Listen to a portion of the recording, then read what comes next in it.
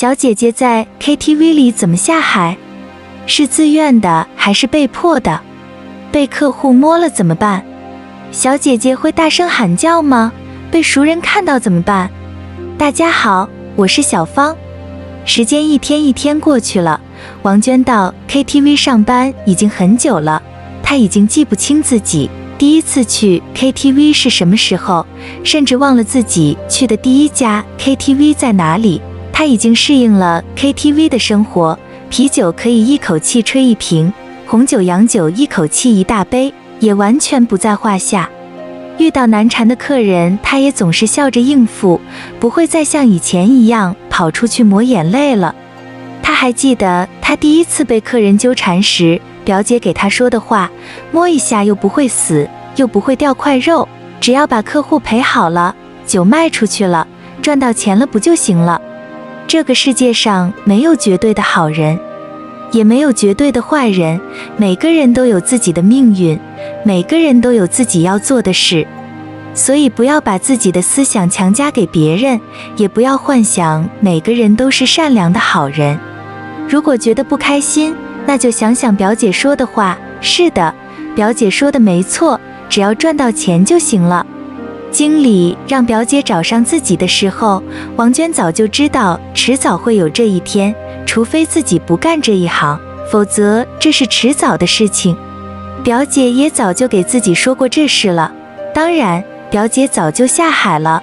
王娟也知道表姐下海以后的收入比起自己拼死拼活赚些喝酒的辛苦钱，下海后的表姐钱赚得又轻松又快乐又幸福。王娟心里已经羡慕很久了，但是一直没有下定决心。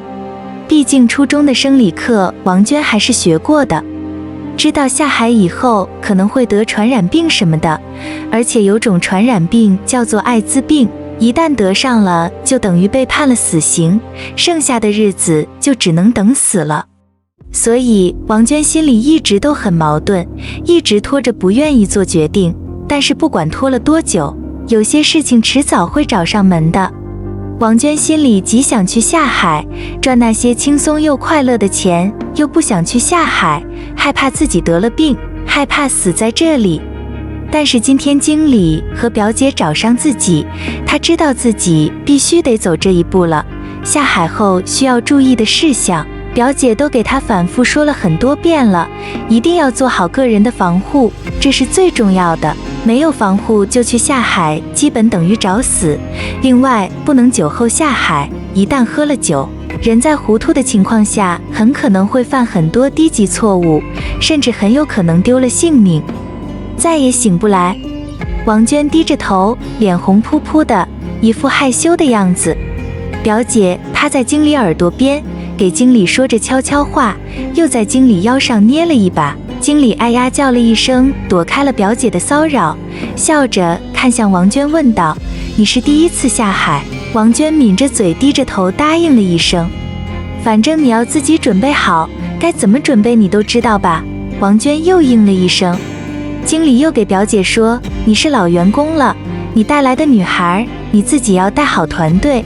现在经济刚刚恢复，谁家的名声能打出去？不敢说火个10年8年，至少3、5年不会差。前几天开会也说了，现在不是以前了，以前咱们店刚刚开业，没有姑娘，到处求着找着，现在根本不缺人，每天来应聘的人一大把。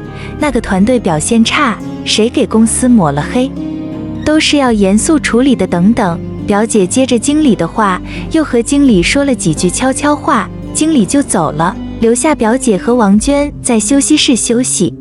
当天晚上上班，王娟因为心里有事，一直没敢怎么喝酒，身边的客户都有些不高兴了。王娟连忙找了个事溜了出去，去了趟卫生间，在卫生间化妆镜前面点了一支烟，深吸了一口，吐了一口烟，但是心情还是有些紧张。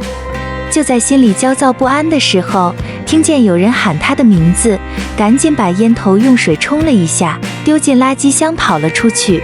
果然是经理喊他去下海，因为担心他一个人没经验，第一次下海是让表姐陪着他，另外，两个人一起出场的价格更高。KTV 里还给他们起了个组合的名字，叫做痛死姐妹。到了地方，表姐早就准备好了洗漱用品、零食饮料，手里还拿着打火机和香烟。看见王娟后，给了她一个眼神。王娟当然知道表姐嫌她乱跑，低着头笑着跟着表姐走了。到了地方，表姐3下5除2就做好了准备。有经验的人和没经验的人完全是两样。表姐就像在自己家里一样，行云流水一般，每一步的程序都做得稳稳当当。王娟傻傻地坐在旁边，直到表姐喊她，才扭扭捏捏起身走了过去。心里不管有多么纠结，到了这一步已经没有退路了。王娟觉得好像有一个世纪那么长，又好像只有一瞬间。王娟完全想不起来自己干了什么，说了什么，好像自己什么也没干，什么也没说。直到表姐打火机点烟的声音再次响起，表姐吸了一口，递给了王娟。